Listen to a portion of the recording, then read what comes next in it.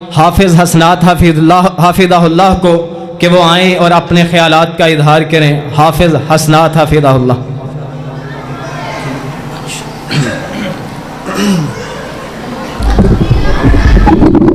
السلام علیکم ورحمۃ اللہ وبرکاتہ۔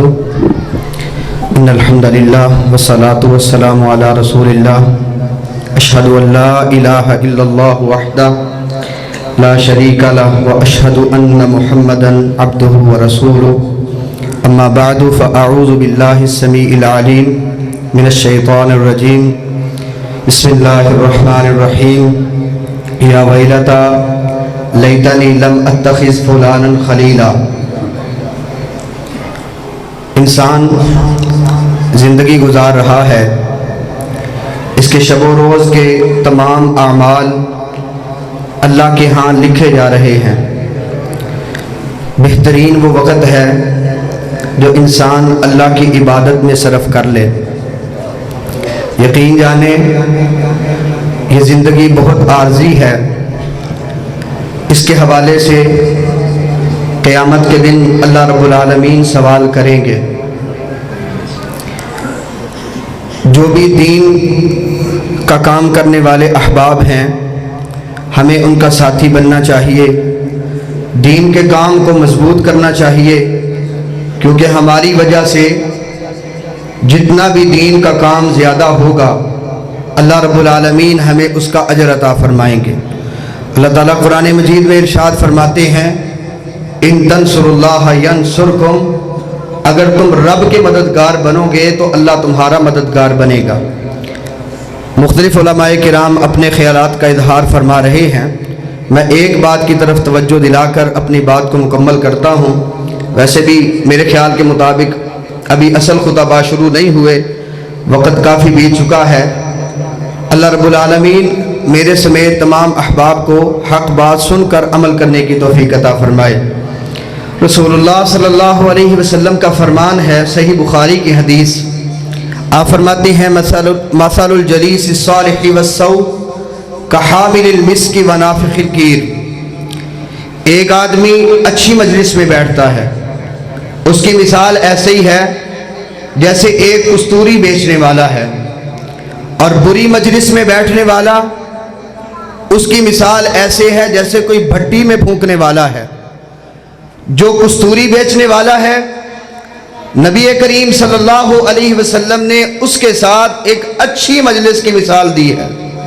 کہا اما ان یحذیک واما ان تبتاع منہ واما ان تجد منہ ریحا طیبہ۔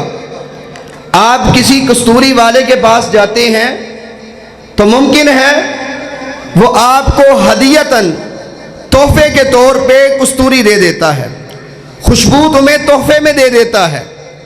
اگر وہ تحفے میں نہیں دیتا تو آپ اس سے خرید لیتے ہیں۔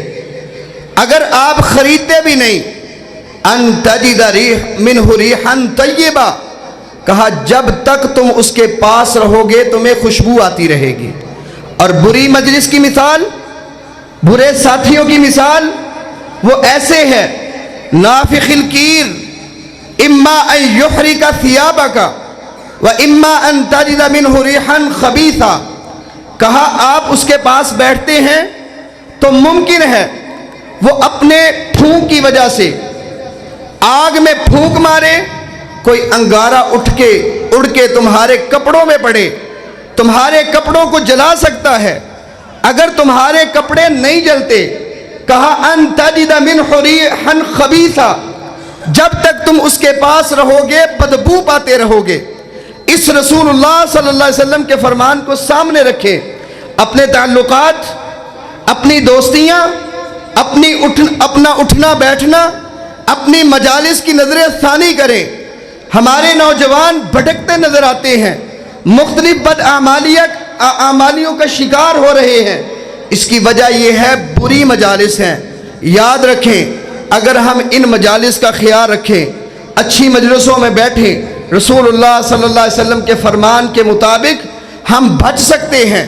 اور ایسی مجلس میں بیٹھنا جو خوبیوں سے بھری ہوئی ہے، اچھے لوگوں کی مجلس ہے، نبی پاک علیہ السلام نے فرمایا تھا ایسے مجلس میں بیٹھنے والا آپ نے کہا تھا ہم الجلساء لا یشکا بہم جلوسہم، حدیث لمبی ہے، اس کا خلاصہ ایسے لوگوں کے پاس بیٹھنے والے کو اللہ رب العالمین معاف فرما دیتے ہیں۔ اللہ سے دعا ہے اللہ تعالی ہمیں اپنے تعلقات مجالس کو درست کرنے کی توفیق عطا فرمائے، نیک لوگوں کا ساتھی بننے کی توفیق عطا فرمائے۔ وآخر دعوانا الحمدللہ۔